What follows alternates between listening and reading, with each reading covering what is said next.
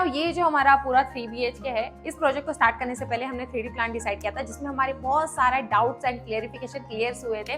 Because अगर आप किसी 2 रो हाउस को मर्ज करके एक नया कंस्ट्रक्शन क्रिएट करते हो तो बहुत सारी जगह पे आपको सम लाइक खटकी होती है, पिलर्स होते हैं जो फेस करने पड़ते हैं, और उसको आप फर्नीचर में किस तरह से हाइड करें जिस तरह से आपके एक्चुअल बंगलो को एक अलग तरीके का लुक आ जाए, वो सारी चीजें आज हम इस सारी प्रोजेक्ट में देखने वाले हैं। तो राइट नाउ अभी हम लिविंग में हैं। यहाँ से ऊपर की तरफ डायरेक्टली हमारा 2nd फ्लोर स्टार्ट हो जाता है, सामने की तरफ किचन स्टार्ट होता है, और उसी के बैक साइड पे पूरा यूटिलिटी एरिया है, वो भी काफ़ी ज़्यादा बड़ा है। और मुझे काफ़ी अच्छा पसंद आया कि अगर हम डेली रूटीन में हमारे वॉशिंग मशीन बहुत सारी चीज़ें काफ़ी अच्छी तरीके से हम वहाँ पे एक्सेस कर सकते हैं। तो ये हमारा पूरा स्टेयरकेस एरिया था, लगभग डीप में 3.5 फीट के करीब ये पूरा एरिया था। तो हमने इसे इस तरह से कवर अप किया है, पूरा टीवी यूनिट क्रिएट कर दिया, जिसकी वजह से बैक साइड का स्टेयरकेस एरिया पूरा हाइड हो गया।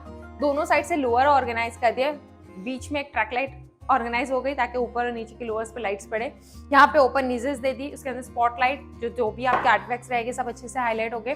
और टीवी यूनिट का एक्चुअल गेटअप जो रहता है ना, वो 36 mm का जब आप ब्रॉड पैनलिंग करते हो ना, तब एक्चुअल उसका लुक आता है। अगर आप इतने बड़े टीवी यूनिट में जैसे 18 mm की चीजें ऑर्गेनाइज करोगे तो ऑब्वियसली वो लुक नहीं आता, एकदम पतले पतले प्लाई नजर आते हैं। तो यहाँ पे कुछ इस तरह की ब्रॉडनेस आती है तो लुक कुछ अलग हो जाता है।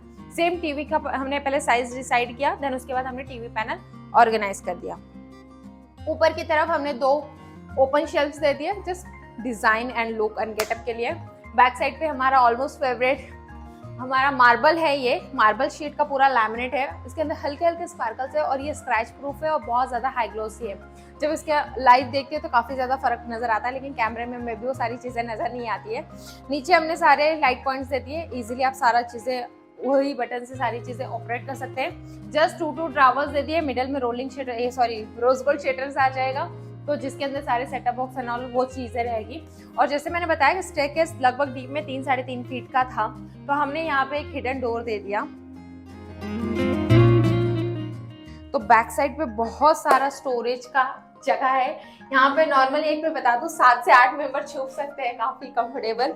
और यहाँ पे आप अपने घर का जो भी राशन पानी है, बहुत सारी चीजें रहती है हमारी जो कि हमें हिडन रखनी रहती है, हाइड करनी रहती है।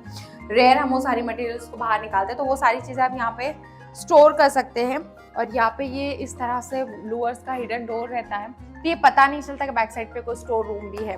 और जैसे मैंने कहा कि यहाँ पे एक पिलर फेस हो गया था, जिसकी वजह से ये जस्ट एक खटकी थी और हम विंडो को ब्लॉक नहीं करना चाह रहे थे, तो यहाँ पे जस्ट हमने एक दीवान क्रिएट कर दिया। इसे ऊपर निकालने वाला हमने सिस्टम रखा है, तो इसके ऊपर एक गद्दी आ जाएगी, तो काफी कंफर्टेबली शाम में आप आराम से यहाँ पे बैठ सकते हैं, यहाँ पे स्टडी कर सकते हैं, पोथी वगैरह पढ़ने के लिए हम यहाँ पे बैठ सकते हैं, तो काफी रिलैक्स फील रहेगा। वहाँ से पूरी बड़ी विंडो है तो एक कंफर्टेबल था। सेकंड पॉइंट ये कि यहाँ पे जो पिलर था वो काफी ज्यादा मिसबैलेंस में था, उसकी प्रॉपर लेयर्स नहीं थी, तो यहाँ पे हमने पूरा पैनलिंग में क्रिएट कर दिया, तो एक सिस्टमैटिक लग रहा है। और ऊपर भी हमने पूरा फ्रेमिंग वर्क कर दिया, और इसके ऊपर जैसे अभी लॉफ्ट आने वाला है तो हम सिर्फ शटर लगा के इसे हाइड कर देंगे, तो ये भी स्टोरेज का बहुत बड़ा एरिया मिल गया। जो एक्चुअली यहाँ पे मेन लाइट पॉइंट था पूरे लिविंग के एक्सेस करने के लिए, वो इसके ऊपर हमने ले लिया है।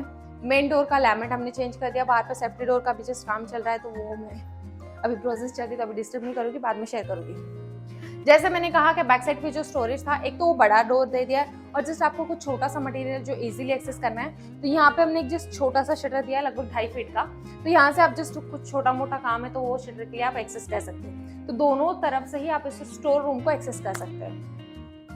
देन उसके बाद आप देख रहे हैं ये पूरा सिटिंग एरिया आ जाता है। सिटिंग एरिया में हमने फुल स्टोरेज वाला सोफा दे दिया है, फुल एक सिंगल टोन के साथ, और हल्की सी व्हाइट कलर की स्ट्रिप मिडल में दे दी, तो लुक कुछ अच्छा आ रहा है। और नीचे सारे ट्रॉली वाले सोफेज है, तो जब फाइनल शूट करेंगे तब ये भी मैं आपको काफ़ी ज़्यादा डीप में एक्सप्लेन कर पाऊंगी।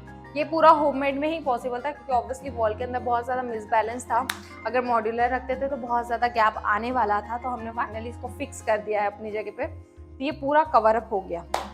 देन उसके बाद अगर मैं एक चीज़ और आपको एक्सप्लेन करूँ, तो यहाँ पे हमने 2 पार्ट में इसको जॉइनिंग दी है। जैसे कि मैंने कहा वॉल का ब्रेक होने की वजह से हमने लगभग इसकी 2.5 इंच की डिप दे दी, बैक साइड का जो पैनलिंग है लगभग 2.5 इंच का इसका फिक्स कर दिया है। थर्ड पॉइंट ये कि यहाँ पर 2 जॉइंट 2 कंपार्टमेंट में ये कनेक्टेड हुआ है, तो ये सिटिंग एरिया अलग है, देन यहाँ पे ये सिटिंग एरिया है, तो ये पूरा एल शेप में एक कवर अप हो गया। नीचे ड्रावर्स दे दिए, तो बहुत सारा कुछ आप स्टोर कर सकते हैं उस हिसाब से, और उसके बाद इसके ऊपर गद्दी आ जाएगी, पिलोज आ जाएगा, तो लुक अलग हो जाएगा। जैसे मैंने कहा ये ऊपर जाने का एरिया, और ये है हमारा किचन का एंट्रेंस।